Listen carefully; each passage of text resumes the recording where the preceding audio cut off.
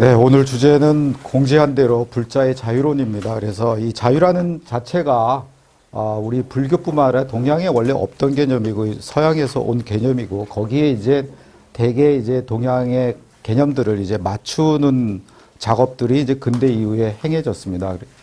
그리고 이제 불교의 자유론에 대해서는 대개 이제 불교의 해탈론과 이제 자유론을 되게 동일시해서 해석하고 있습니다. 그래서 그럴 경우에 이제 문제는 이제 우리가 말하는 그 시민의 자유 같은 것들, 또 민주주의 이런 것하고 또 결합이 안 되고 우리가 추구하는 깨달음의 사회화 이 문제하고도 괴리가 이제 생기게 됩니다. 그래서 오늘은 이제 서양의 자유 개념이 이제 서양에서 왔기 때문에 서양의 자유 개념에 대해서 먼저 말씀을 드리고 그 다음에 이제 이 서양의 개념하고 불교의 개념을 결합시키면은 우리가 어떻게 해석할 수 있고 그래서 불자들이 어떻게 자유라는 가치를 추구해야 되는가 거기에 대해서 말씀을 드리고 그리고 이제 마지막으로 이제 인공지능 문제에서도 상당히 중요한 게 자유의지가 있느냐 없느냐 이거고 여러분이 이제 뭐 여기에 뭐 반 정도는 보셨을 것 같은데 유발 하라리의 그 호모 데우스나 호모 사피엔스는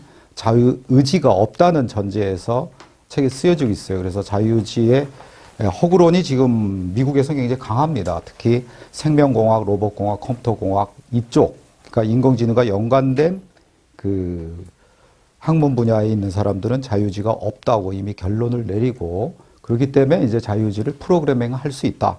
그래서 자유의지가 있는 뭐 인공지능을 만들 수 있다. 뭐 이런 시기까지 가고 있어서 그럴 때 이제 우리 불자들이 그 인공지능의 자유의지나 이런 문제에서 어떻게 해석할 수 있는지 그에 대해서 이제 말씀을 드리겠습니다.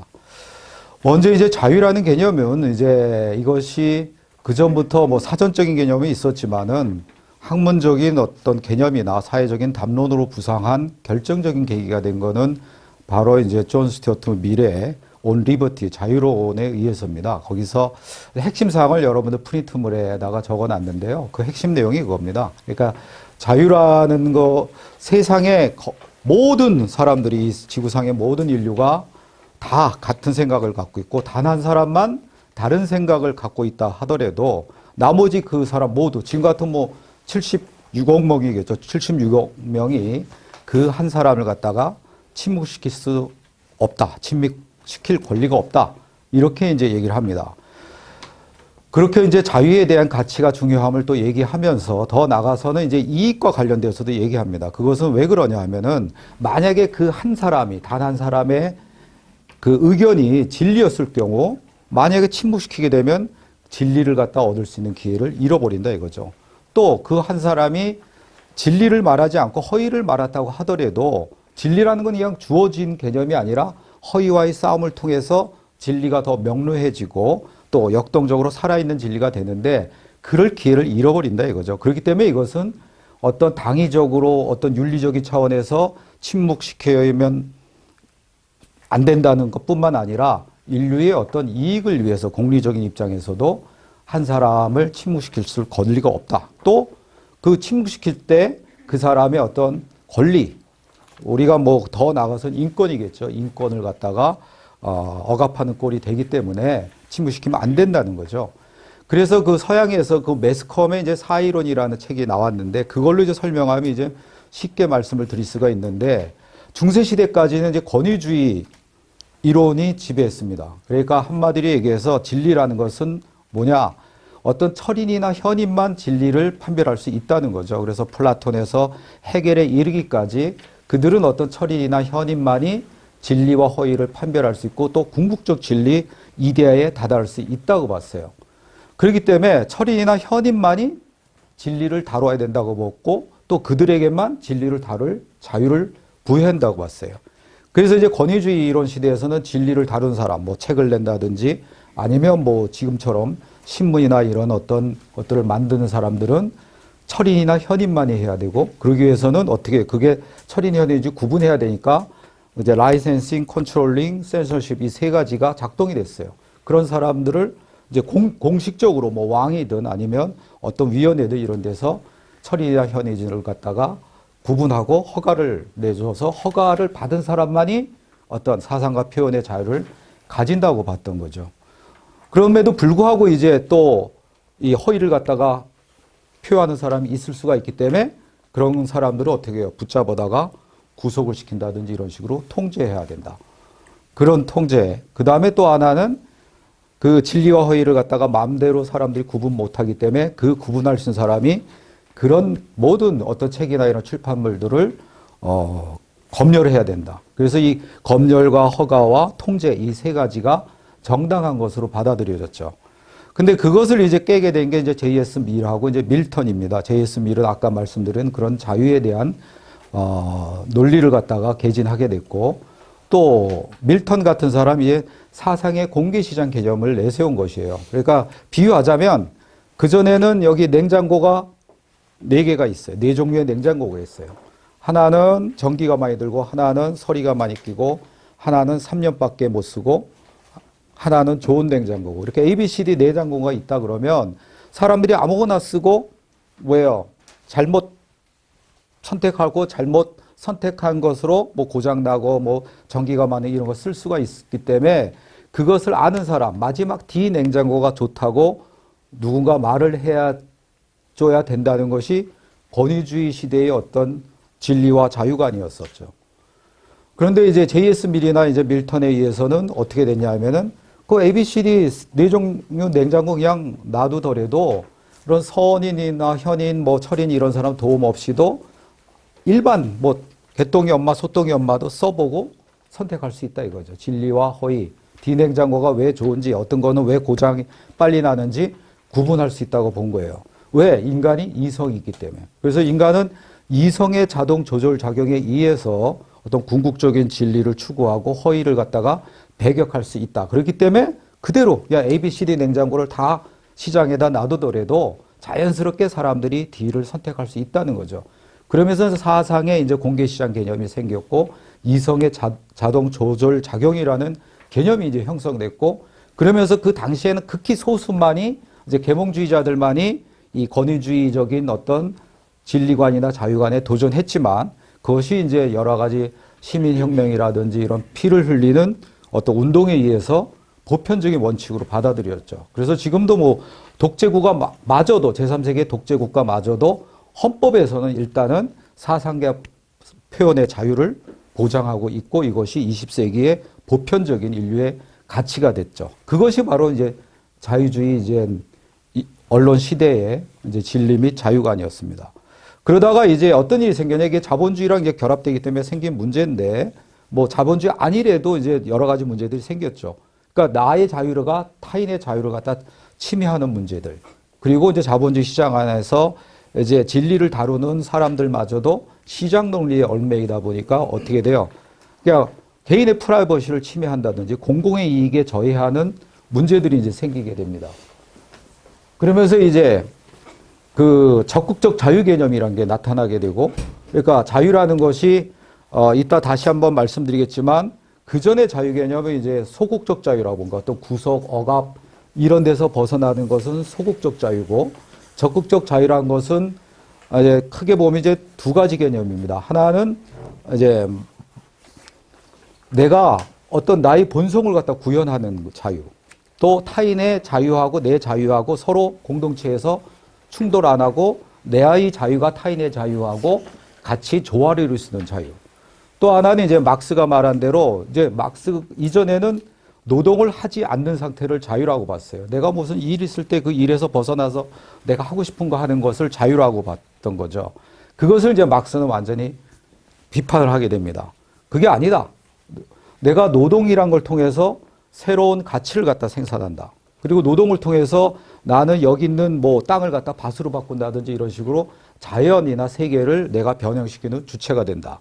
또 노동을 통해서 나는 나의 본성을 갖다 구현하게 된다. 그렇기 때문에 노동을 하는 상태가 오히려 진정한 자기 실현이고 곧 그래서 자유다 하면서 이제 적극적 자유라는 개념이 나타나게 돼요. 그래서 적극적 자유를 이제 결합하는 것이 나타나게 되고, 그러면서 이제 언론의 무한한 자유가 아니라 언론이 어떻게 공동체의 정의라든지 공동체의 가치랑 부합할 수 있는지, 또 개인의 자유하고 또 공동체의 자유하고 어떻게 조화를 이룰 수 있는지, 이런 것들이 이제 되면서, 또 언론 기자들의 어떤 윤리적인 책임, 또 이 자유를 갖다가 지켜야 된다. 이런 것들이 이제 이런 것들. 그래서 윤리 강령이 만들어지고 또 이런 자유, 개인의 자유를 침해했을 경우 그거에 대해서 똑같은 어떤 조건으로 인권을 살리는 방면에서 다시 반론권을 갖다 준다든지 이런 것들이 이제 개념으로 이제 들어서게 됩니다. 그리고 이제 또 하나는 이제 그 대자적인 이제 자유 개념도 나타나게 되죠. 그러니까 단순히 내가 자유를 구현하는 정도를 넘어서서 개인의 자유를 떠나서 뭐예요? 그걸 극복해서 타자를 자유롭게 하는 데서 내가 자유를 느낀다는 그런 개념으로 이제 더 한 단계 이제 업그레이드가 되게 됩니다. 그러면 불교에서 그런 다음에 이 자유 개념이란 것이 이제 제 기억이 이제 정확할지 모르지만 온 리버티가 발간이 된 것이 1856년인데 1873년인가에 그게 일본어로 번역이 됩니다. 그래서 일본 애들이 리버티에 대한 번역을 머리를 싸매고 해요. 그래서 스스로 자자 그럴류, 스스로 따르다 이런 뜻으로 이제 자유라는 개념이 동양에서도 만들어지게 되죠. 그러면서 이제 온 리버티가 다시 또 중국에서 또 한국에서도 이제 읽혀지면서 동양 사상하고 어떻게 결합할 것인가 논의가 심각하게 이제 일어나게 됩니다. 그러면서 이제 그 도가 사상하고 결합할 때는 도가의 어떤 무소유가 아니라 소요유, 그 무의의 자유 이런 개념하고 이제 서양의 자유하고 결합할 수 있다고 생각하고 불교에서는 이제 해탈론이 바로 대자유다. 이렇게 이제 해탈론하고 결합하게 되고 또 유교에서는 어떤 중도 우리가 이제 공자가 논어에서 그런 말을 하죠. 논어비정편에서 그 종심소욕 불류구라. 그러니까 내가 원하는 데 따라서 마음대로 했는데 그게 법도의 제도의 어떤 규제에 벗어나지 않았다 이거죠. 그러니까 내가 마음대로 하는 것이 타인의 자유를 침해하지 않았다. 내가 마음대로 하는데 그것이 중도의 가치에 위배되지 않았다. 이런 식으로 해석될 수 있는 여지를 주기 때문에 바로 종심소욕 불루구가 상당히 이상적인 자유 개념하고 결합할 수 있다는 해석들이 이제 나오게 됩니다. 그래서 이제 불교에서 먼저 이제 여러분이 알고 있는 뭐 해탈 그거로 볼 수도 있죠. 근데 그거는 뭐 여러분이 너무 잘 알기 때문에 간단히 얘기를 하겠습니다. 그러면 불교에서 이제 해탈하고 이제 자유를 결합시킬 수 있는 요지는 이제 우리들을 이제 두 가지죠. 크게 보면 하나는 탐욕과 하나는 무명이죠. 이 탐욕과 무명에 우리가 휩싸여 있기 때문에 이 세계를 갖다가 제대로 보지 못하고 또 나 또한 이제 자유롭지 못한 것으로 보고 바로 이 무명과 탐욕을 완전히 없애고 그 없앨 수 있는 어떤 이 수행법이 바로 이제 지와 간을 이제 쌍으로 하는 이제 수행법들이죠. 그래서 지와 간을 그러니까 사마타와 밑바사나라고 할 수가 있죠. 그것을 쌍으로 해서 내가 완전히 그 무명과 탐욕을 완전히 벗어난 상태. 그래서 지극히 어떤 황홀한 상태. 이때를 이제 해탈이라 그러고 그것을 어떤 자유의 개념으로 해석할 수가 있습니다.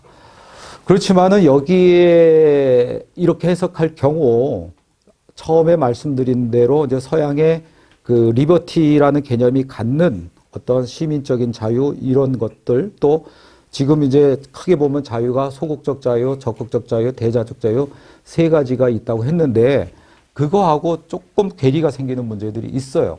그래서 또 하나는 우리가 나 개인의 해탈은 추구할 수 있지만 과연 이 사회의 해탈, 어떤 사회의 정의, 또 중생의 어떤 구제와 같은 보살행 이거와 자유를 어떻게 결합시킬 수 있는가 이런 이제 문제들하고 이제 마주치게 됩니다.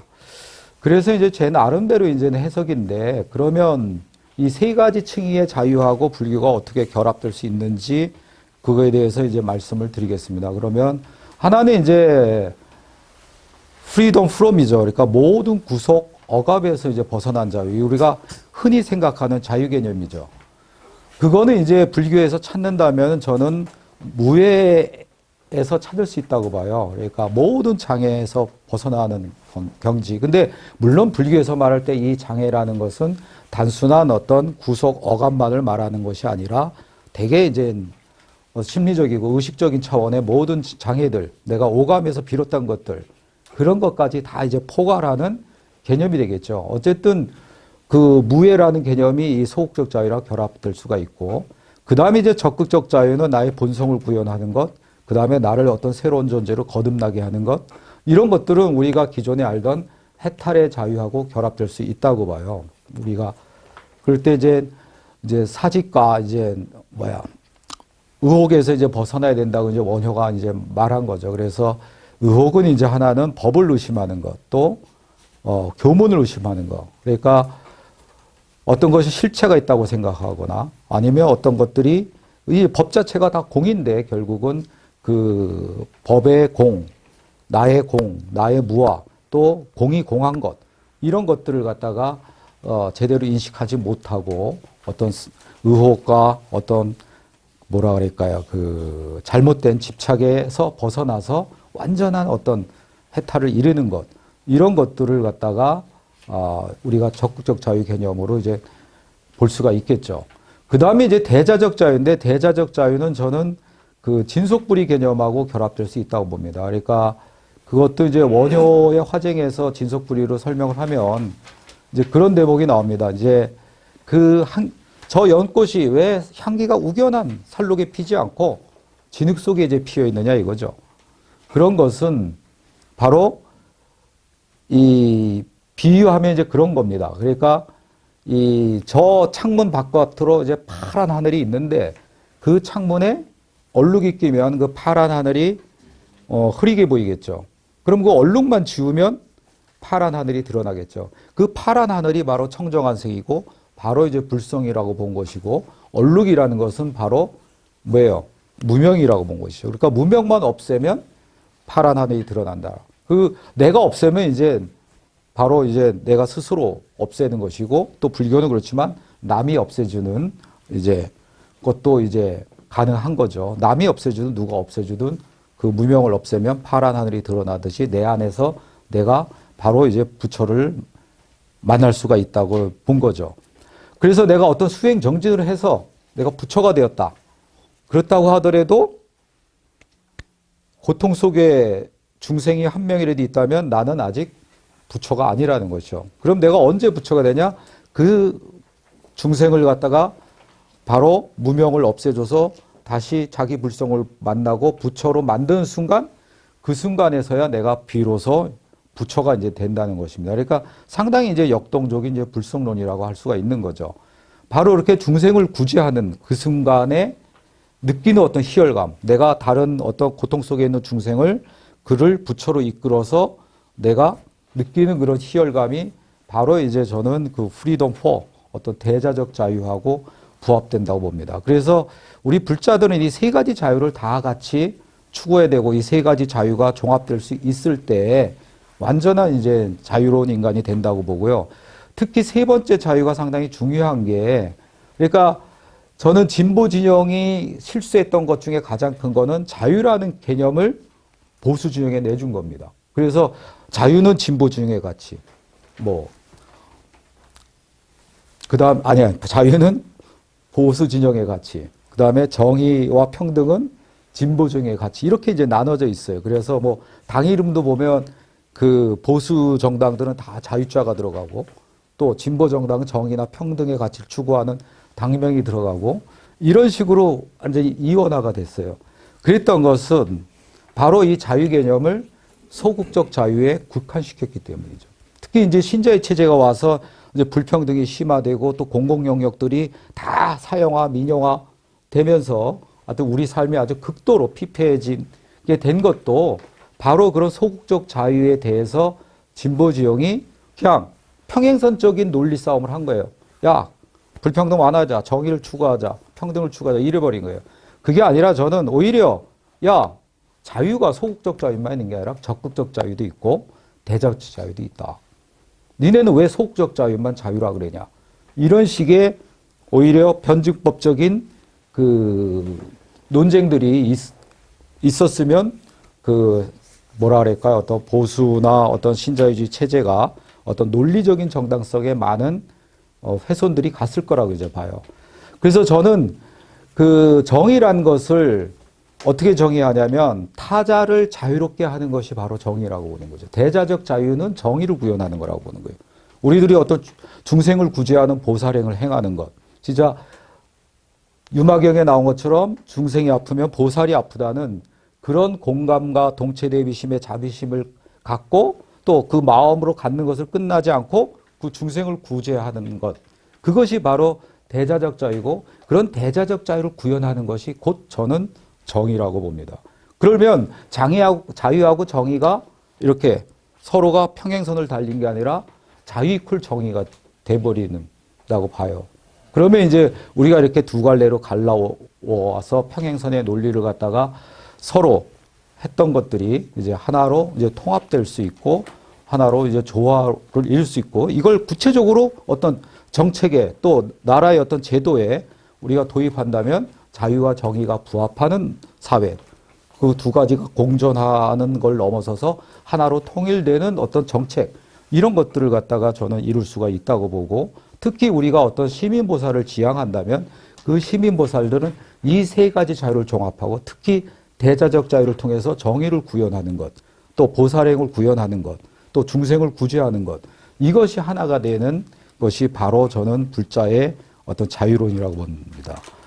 그리고 이제 그 인공지능하고 관련해서 말씀을 드리면 이제 서양에서 지금 자유지가 허구라는 논리가 나온 것은 뭐냐 하면은 그거예요. 그러니까 어떤 사람이 죄를 졌다. 근데 그 사람이 뭐 정신 이상자다. 아니면 무슨 약을 먹었다. 그래서 죄를 졌으면 어떻게 해요? 그게 죄가 감해지죠, 최소한. 아니면 뭐 진짜 정신 이상 상태에서 할 때는 뭐 사람을 죽였다고 하더라도 무죄가 됩니다. 그러면 근대의 어떤 가치 개념에서 중요했던 것 중에 하나는 인간은 자유의지를 가진 존재라는 것이에요. 또 우리 불교에서는 무아론을 말하지만은 우리가 인과응보라든지 업이라든지 얘기할 때는 내가 예를 들어서 악업을 졌으면 그 악업에 대한 내가 벌을 받아서 악업으로 인해서 어떤 좋지 않은 일들이 일어나는 거란 말이에요. 그렇다면 여기서 우리가 무아론을 말하지만은 업을 갖다가 짓는 사람. 우리가 연기고 공이고 그러지만은 이 가로서 어떤 연기를 지어서 악업을 지어서 그 악업에 의한 어떤 결과를 만드는 사람이 있다는 것이 인정이 되는 거죠. 그렇기 때문에 이런 면에서 볼 때는 무아인데 다 뭐 오온의 결합체고 나란 거 없죠. 뭐 육체적으로 뭐 요새 과학하고 결합해서 하더라도 제 몸의 세포들을 그냥 가상으로 이제 만들어진 거고 머리의 것들도 그렇고 나의 정체성이란 거 나라고 생각하는 것도 인지과학 쪽에서 보더라도 다 일종의 허구적인 결합체일 뿐이죠. 그럼에도 불구하고 이것이 어떤 가상의 어떤 나를 형성해서 이것이 어떤 연기를 만들고 이것과 저것의 어떤 상호작용을 만들고 이것이 원이 돼서 결과가 일어나고 또 이것이 어떤 선업을 지면 선한 일들이 일어나고 악업을 지면 악한 일들이 일어나고 이러는 어떤 주체라고 할 수는 없지만 작동인이 있는 것은 또 사실이에요. 그랬을 때 불교는 어떤 우화론을 주장하지만은 그런 가로서 어떤 의지 지향이 있다는 것은 또 인정을 한다고 봅니다. 그렇다면은 우리가 여기서 이제 자유의지론하고 결부시킬 때도 이제 그 근대라는 거, 그러니까 생명공학이나 인지과학, 뭐 신경과학들이 지금처럼 발달하기 전까지는 인간은 자유의지가 있다는 전제에서 출발했고 그 자유의지가 있기 때문에 근대법 체계도 성립될 수가 있었던 거죠. 자유의지가 없다면은 뭐 내가 죄를 지어도 그것은 죄를 지은 책임을 저한테 물을 수가 없는 거죠. 내 자유의지가 아니야. 개 죽인 거 자유의지가 아니야. 내 속에는 악마가 죽였다. 그럼 악마를 내쫓는 거나 악마를 갖다 버려야 되는 문제가 생기는 거죠. 예를 들면. 자, 그랬는데 이제 가장 이제 자유의지가 없다고 시초로 나온 것이 바로 벤자민 리벳 실험이에요. 그러니까 내가 마음대로 이 버튼을 누르는데 이 350분의 1초인가 빨리 여기 머리에 내에서 먼저 활성화가 일어나는 거예요. 그러니까 내가 자유의지대로 눌렀다고 생각했지만 뇌에 있는 신경세포에 그 물질들이 먼저 활성화되고 그것이 나에게 버튼을 누르라고 명령을 내렸다 이거죠. 그 다음에 이제 결정적으로 이제 자유의지가 없다고 생각하게 된 것은 그 산지부 타라루 교수의 실험인데요. 이제 생쥐를 잡아서 그 생쥐에게 좌뇌와 우뇌를 자극하는 전극을 꽂고 그 다음에 이 타라루 교수는 리모컨만 움직여요, 리모컨. 그 리모컨은 이제 잔해, 운해 자극하는 두 가지밖에 안 해요. 그럼에도 불구하고 생쥐를 마음대로 움직이는 거예요. 특히 이제 쥐들이 싫어하는 게 계단 오르락 내리락 하는 거 싫어한대요. 근데 계단도 올라가게 하고 내려가게 하고 또 문도 통과하게 하고 점프도 뛰게 하고 이러는 거예요. 그러니까 지 입장에선 자기가 자유의지대로 움직인다고 착각하는데지만 이거 타라루 교수가 그 리모컨으로 잔해 운해 자극하는 데 따라 움직이는 거죠. 이제 그 이론에 따라서 이제 하인즈 교수 같은 사람이 이제 많은 실험들을 했어요. 카드를 놓고 계산한 거죠. 아무 카드나 이제 뭐 3 더하기 4, 3 나누기 2 뭐 이런 식으로 내가 마음대로 카드를 갖다가 고르는데 여기도 내가 카드를 고르는 것보다 내 활성화가 이제 먼저 일어난 거죠. 거기다가 이제 결정적인 어떤 것 중에 또 하나는 이제 더니든 스타디입니다. 더니든이라는 뉴질랜드의 조그만 소도시인데 이 사람들이 어떤 굉장한 실험을 했어요. 1037명을 대상으로 그 30년간 관찰한 거예요. 그래서 처음에는 어떤 조그만 도시에서 출발한 조그만 연구였죠. 근데 이것이 지금 20세기 이후에 최고의 그 인간에 관한 연구라는 평가를 받고 있어요. 30년을 계속 연구해 14,000년대에서.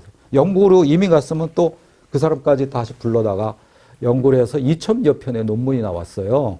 그리고 지금 이제 60년이 됐어요. 작년인가 재작년에 60년이 돼서 이제 또 그 뒤 30년에 대한 논문들이 또 한 2,000편 이상 쏟아질 것 같고 후반기 2차 연구, 2차 30년에선 세계적인 석학들도 많이 들어갔어요. 그래서 이 사람들이 어떤 인간의 심리, 인간 어떤 사회학, 인류학 이런 분야뿐만 아니라 어떤 보건, 보험 뭐 이런 것까지도 광범위한 연구들이 일어났어요.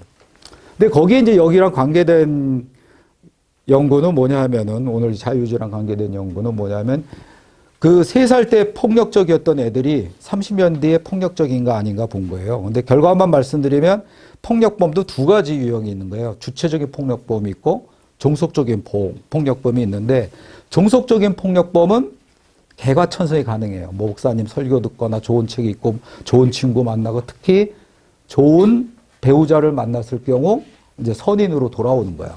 그래서 평범하게 잘 사는 게 이제 그 다큐멘터리도 제작된 걸 봤어요. 근데 주체적 폭력범은 안 그래요. 애들은 이렇게 공개된 장소에서 이렇게 촬영을 하는데도 나는 살인을 할 때 쾌감을 느낀다고 아주 당당하게 얘기를 해요. 그런 사람들의 이제 뇌과학 그걸 봤더니 뇌과학적으로 분석했더니 그 사람들의 공통점이 모노아민 산화 요소가 20% 이하일 때 범행의 욕구를 갖는 거야. 이 사람들이. 그러면 이 사람이 그렇게 말할 수가 있는 거죠. 내가 살인해놓고 야 내가 죽인 게 아니야. 모노아민 산화 요소가 부족해서 그런 거야. 국가도 책임이 있어. 왜 나를 사전에 모노아민 산화 요소를 왜 20% 이상으로 올려주지 않았어? 이런 말을 할 수가 있게 되는 거죠. 그래서 이제 그런 여러 가지 연구들이 이제 거듭되면서 또 그 뒤에도 많은 연구들이 있었습니다. 그래서 인간의 자유지는 허구다.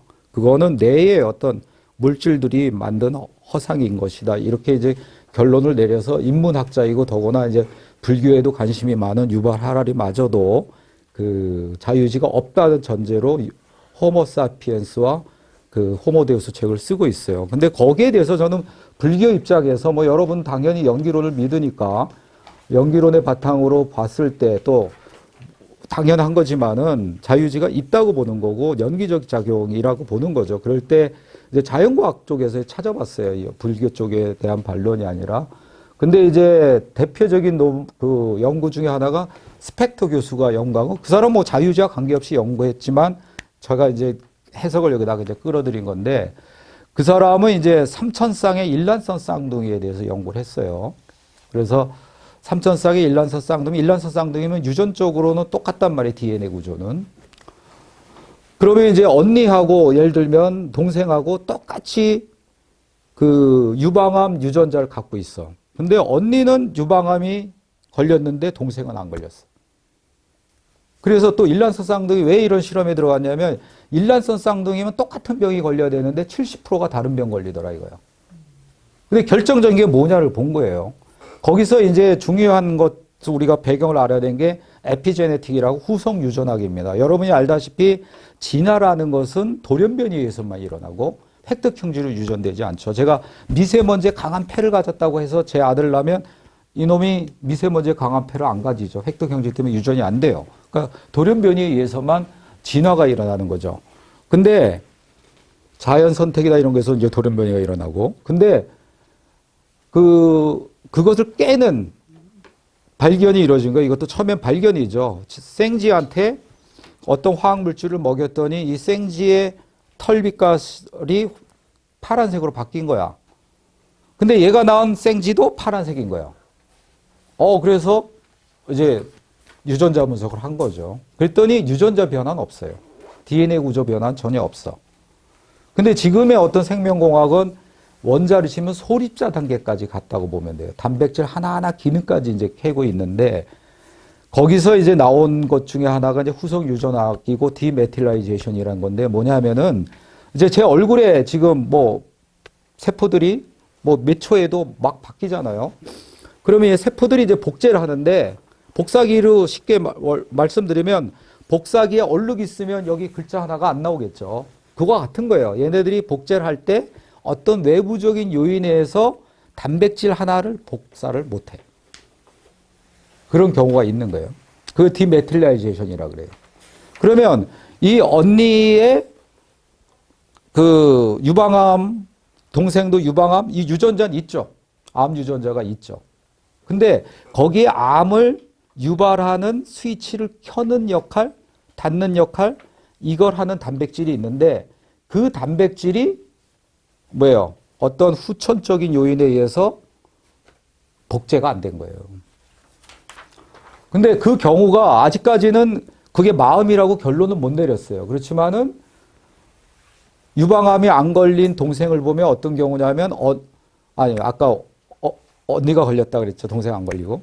그럼 동생은 어떻게 안 걸렸냐? 동생이 언니보다 먼저 애인을 얻은 거야. 똑같이 생기고 똑같이 뭐 옥스퍼드나 뭐로 학교 나오고 똑같이 똑똑하고 이랬는데, 동생이 먼저 애인이 생겼을 경우 언니는 마음에 이제 충격을 받는 거지. 동생이 연애하는 동안.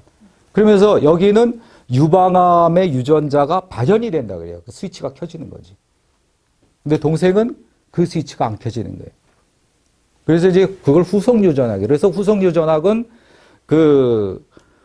유전은 돼. 근데 3대까지밖에 안 돼. 그러니까 진화에는 영향을 못 맞춰. 그러니까 진화가 돌연변이에서만 일어난다는 전제는 깨질 않아요. 그렇지만 3대까지는 갈 수 있는데, 그 후속 유전학적인 요인은 화학물질에서부터 여러 가지 요인들이 작용한다. 마음까지도. 근데 마음이라까지 확정은 못했지만 대개까지 아직 추론이죠. 추론. 근데 일본 학자들이 걔들은 동양 쪽이니까 마음일 수 가능성이 있다는 연구를 작년에 이제 발표를 했어요. 그럼 마음이 어떠거든, 일본 애들이 절제력이 강하잖아요.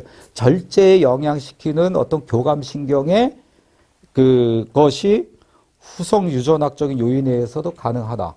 그런 논문을 이제 도쿄대 연구팀들이 낸 거 있고요. 그 다음에 또 하나 에카르트 헤스의 실험인데, 에카르트 헤스 실험은 뭐냐면 똑같은 여자인데 그 여자의 한쪽은 눈동자를 조금 크게 한 거예요. 그걸 1초만 딱 보여줘. 그러면 누구도 자기가 눈동자가 큰지 인지를 못하죠. 1초만 딱 보여줘요. 똑같은 여자 사진을. 그리고 이제 어느 여자가 더 매력적이냐 그렇게 말하면 80% 가까이가 눈동자가 조금 더 큰 여자를 선택했다 이거예요. 그러니까 내는 인지를 못했지만 내 몸이 눈동자 큰 여자를 매력적으로 생각하는 분, 느끼는 거죠, 느끼는 거. 그건 왜냐하면 이제 눈동자가 크다는 건 나한테 관심이 있다? 좀 번박한 얘기지만은 뭐 그 여성이 섹스할 때 오르가즘에 올랐을 때 뭐 이런 경우에 눈동자가 커져요. 그런 건 이제 내 몸이 느낀 거죠. 내가 눈으로 그걸 감지를 못했지만은. 이런 거를 이제 종합해 보면은 우리에게 어떤 마음이라는 것, 자유지라는 것, 이것은 뇌에 의해서만 활성화되는 것이 아니다. 그것은 뇌에 있는 신경세포 869억 개의 그 뉴런과 그 뉴런마다 이제 1000개에서 5000개 이르는 시냅스들이 있죠. 그 100조 개의 조합들, 그 조합만이 어떤 자유지를 만드는 건 아니라 이거죠. 그것이 내 몸에 있는 여러 가지 다른 세포들, 다른 몸들, 이런 거와 어떤 연기적인 관계 속에서 자유의지가 형성되는 것이다. 그래서 자유의지라는 것이 있다고 우리는 볼 수가 있고, 그렇기 때문에 결론적으로 그것은 인공지능을 만든다고 하더라도 자유의지를 흉내낼 수 있지만 완전한 인간이 갖고 있는 자유의지 자체를 갖다가 만들어낼 수는 없다. 그걸 프로그래밍 할 수 없다. 그러니까 인간에 가까운 인공지능은 만들 수 있지만 완벽히 자유의지를, 그러니까 강인공지능이라는 것은 자유의지를 가진 거란 말이에요.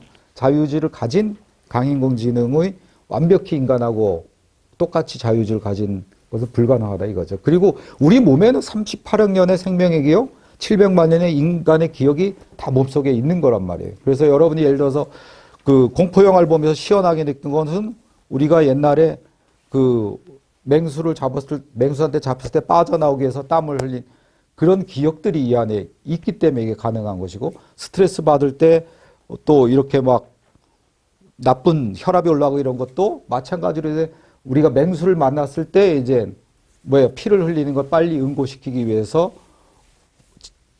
그런 선택을 한 거죠. 이게 혈관이 이제 축소가 되는 그런 식의 것들이 다 몸의 기억으로 남아있기 때문에 저는 이제 결론적으로 우리 몸의 모든 것들과 이게 온의 결합체인 몸이지만 그것들과 머리에 있는 뇌신경세포들이 다 연기적 관계 속에서 그 자유의지라는 것들이 만들어진다. 그리고 이제 불교로 봤을 때는 이 자유의지조차도 없애는 것이 불교에서 또 진정한 자유라고 볼 수가 있는 거라 이거죠. 그래서 물론 우리는 자유의지에서 우리의 자유의지가 뭐 가상이든 그것이 허구든 아니면 가의 집합체가 오온의 결합체가 만든 것이든 간에 자유의지에 따라서 해야 되지만 그 자유의지조차도 없애고 아주 무념무상의 상태에 이르는 것, 지극히 청정한 상태에 이르는 것이 진정한 자유고 해탈이라고 할 수 있다. 이렇게 이제 마무리를 짓겠습니다. 예.